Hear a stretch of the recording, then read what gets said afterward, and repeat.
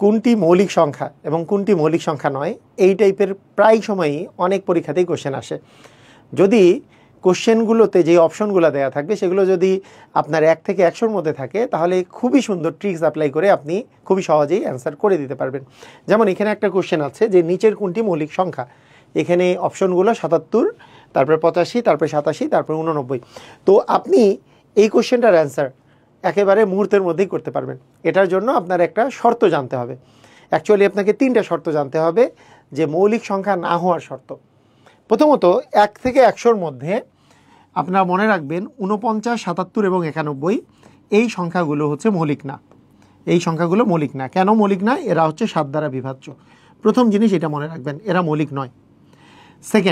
Second যে জিনিসটা মনে রাখবেন, যদি কোনো সংখ্যার শেষে মানে একক স্থানীয় অঙ্কে, যদি সংখ্যার শেষ অঙ্কটা যদি জোড় হয় অথবা শেষে 5 থাকে, অর্থাৎ 0, 2, 4, 6, 8 অথবা 5, মানে জোড় অথবা 5 যদি থাকে, তাহলে যদি কোনো সংখ্যার শেষ অঙ্ক অর্থাৎ একক স্থানীয় অঙ্কে যদি জোড় অঙ্ক থাকে অথবা 5 থাকে তাহলে সেটা মৌলিক না। কারণ জোড় হলে সেটা 2 দ্বারা বিভাজ্য হবে, আর শেষে 5 থাকলে সেটা 5 দ্বারা বিভাজ্য হবে। তার মানে 2টা শর্ত আপনি শিখে গেলেন। এইবার হলো 3 নম্বর শর্ত। 3 নম্বর শর্ত হচ্ছে, প্রথমে আমি সিরিয়ালি কিন্তু শর্তগুলো আপনাকে চেক করতে হবে। এই 2টা শর্ত যদি পূরণ না করে তাহলে 3 নম্বর শর্তে যাব। সেটা হচ্ছে অঙ্কগুলোর যোগফল যদি 3 দ্বারা বিভাজ্য হয় তাহলে সংখ্যাটা আর মৌলিক না। অঙ্কগুলোর যোগফল 3 দ্বারা যদি বিভাজ্য হয়, অঙ্কগুলোর যোগফল যদি 3 দ্বারা বিভাজ্য হয়, 3 দ্বারা বিভাজ্য হয়, তাহলেও সেইটা হচ্ছে মৌলিক নয়। তাহলে এই 3টা শর্ত জাস্ট আপনি মনে রাখবেন 1 থেকে 100-এর মধ্যে মৌলিক সংখ্যা বের করার ক্ষেত্রে। তো আসেন আমরা এখানে একটা প্র্যাকটিস করি। প্রথমে আছে 77।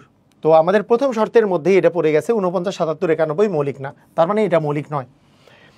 এরপরে আছে 85, 49, 77, 91-এর মধ্যে পড়ে নাই, কিন্তু দ্বিতীয় শর্তের মধ্যে পড়ে গেছে। শেষে যদি 5 অথবা 0, 2, 4, 6, 8 এগুলো থাকে তাহলে মৌলিক না, তার মানে দ্বিতীয় শর্তে পড়ে গেছে, এটা মৌলিক না।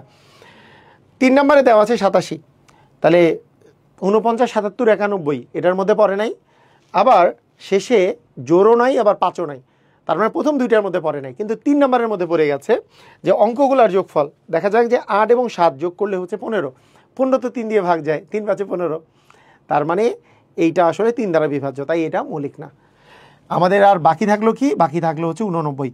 89টাই আসলে আমাদের অ্যান্সার হবে। এখন 89কে একটু চেক করি। 89 কি 49, 77, 91 এর মধ্যে পড়ে না। 2 নম্বর যে শেষ অঙ্কে অর্থাৎ একক স্থানীয় অঙ্কে জোড়ও নাই, আবার 5ও নাই, 2 নম্বরও মিলল না। আবার অঙ্ক 2টার যোগফল 8 আর 9 যোগ করলে কত হয়? 17, 17কে তো 3 দিয়ে ভাগ যায় না, 17 3 দ্বারা বিভাজ্য নয়, তার মানে এইটা আসলে মৌলিক সংখ্যা। এই 3টা শর্ত যদি না মানে তাহলেই হচ্ছে মৌলিক সংখ্যা হয়ে যাবে। তাহলে খুবই সহজে এইভাবে করে কিন্তু আমাদের কোনটি মৌলিক সংখ্যা কোনটি মৌলিক সংখ্যা নয় এটা আমরা বের করে ফেলতে পারবো।